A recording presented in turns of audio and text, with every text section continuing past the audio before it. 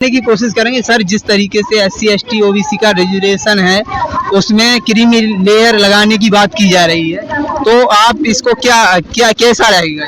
हमारी पार्टी की राष्ट्रीय कार्यकारिणी ने इस संबंध में मीटिंग रखी है और उसमें 16 तारीख को हमारी पार्टी निर्देश करेगी कि हम लोगों को इस संबंध में क्या कदम उठाना है। वैसे जो निर्देश माननीय सुप्रीम कोर्ट ने केंद्र सरकार को दिया है वह निर्देश केंद्र सरकार को वापस करना चाहिए। उन्हें उसके लिए पार्लियामेंट में प्रस्ताव रख के पास करके जो संविधान में अनुसूचित जाति जनजाति को आरक्षण का प्रावधान किया गया है उसी को पुनः बहाल करके वापस करना चाहिए, ऐसी आम जनता चाहती है। जाति से जाति को अलग करना, जाति से जाति में भेदभाव पैदा करना, ये जो मनुवादी लोग हैं जो हज़ारों साल से इस प्रकार का दुष्चक्र चलाते रहते हैं, तो उनका ये सोचना है कि जो लोग एडवांस हो गए हैं, जो शासन सत्ता की बात करते हैं, जो थोड़े बहुत शिक्षित हो गए हैं, तो ये हमारे खिलाफ बोलते हैं। तो प्रजातंत्र में जबकि भारत के संविधान ने सबको अधिकार दिया है, कोई भी नागरिक अपने हक अधिकार की बात कर सकता है, लेकिन इसके बावजूद हमारे देश के अंदर जो मनुवादी लोग हैं वो जो जाति में विश्वास करते हैं, धर्म में विश्वास करते हैं, जो वर्ण व्यवस्था में विश्वास करते हैं, जो भारत के संविधान के अनुसार शासन को नहीं चलाते हैं, वो लोग नहीं चाहते हैं कि यहाँ लोग जो दबे कुचले लोग हैं वो मान सम्मान से रहें, स्वाभिमान से रहें। तो भिन्न भिन्न प्रकार के इस प्रकार के संशोधन करके उनको शक्तियाँ जो भारत के संविधान में मिली हैं उनसे वंचित करने का भी प्रयास करते रहते हैं। तो इससे कहीं ना कहीं ये लग रहा है कि जो SC ST समाज है वो कमज़ोर होगा। नहीं, कमज़ोर नहीं होंगे। कुछ समय के लिए लोग भ्रमित हो सकते हैं।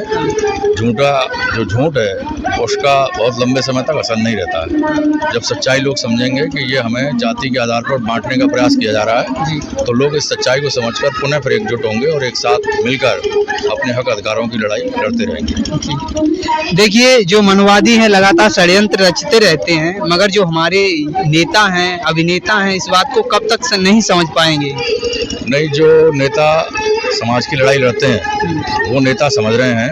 अभी पार्लियामेंट के अंदर भाई चंद्रशेखर जी ऐसे पहले नेता थे जिन्होंने बहुजन समाज के लोगों के लिए प्रत्येक दिन अपनी बात को रखा, और दूसरी पार्टियों में जो अनुसूचित जाति जनजाति अन्य पिछड़े वर्ग के नेता हैं वो चूंकि उन पार्टियों में हैं तो वह अपनी टिकट कटने की वजह से उन्हें व्यक्तिगत कोई नुकसान ना हो, इसलिए अपनी बात, अपने समाज की बात खड़े होकर नहीं करते हैं, उन्हीं की बात बोलते हैं, उन्हीं की भाषा बोलते हैं। मगर सर, भाजपावादी लोग तो ये कहते हैं हम राष्ट्रवादी हैं, हम जातिवाद से हमें कोई मतलब नहीं। वो तो बहुत सारी बात कहते हैं। उन्होंने तो कहा था कि हमारी सरकार आएगी तो हम 15-15 लाख रुपए प्रत्येक घर में बंटवाएंगे।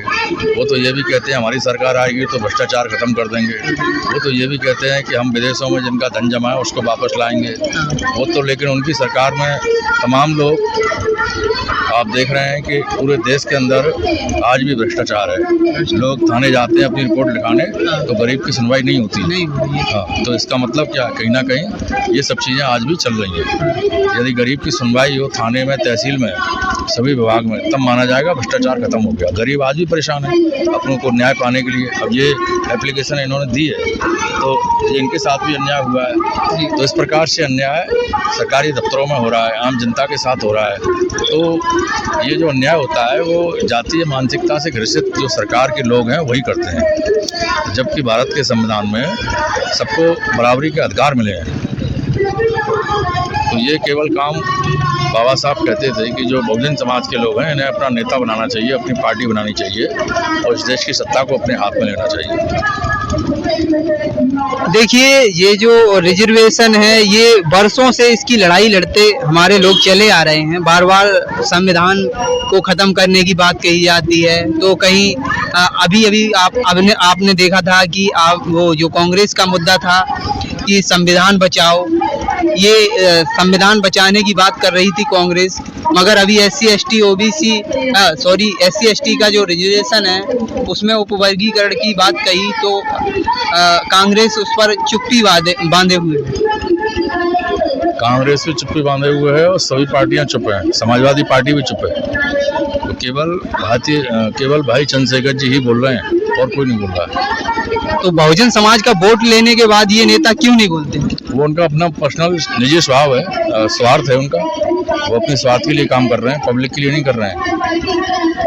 बहुत बहुत धन्यवाद। जिस तरीके से इन्होंने कहा कि रिजर्वेशन जो है वो एक तरीके से ये उपवर्गीकरण है, ये समाज को खंडन करने का यानी विखंडन करने का और धीरे धीरे खत्म करने का एक साजिश है। और ऐसी नई अपडेट देखने के लिए BT सच को सब्सक्राइब करें और हमें फॉलो करें, लाइक करें।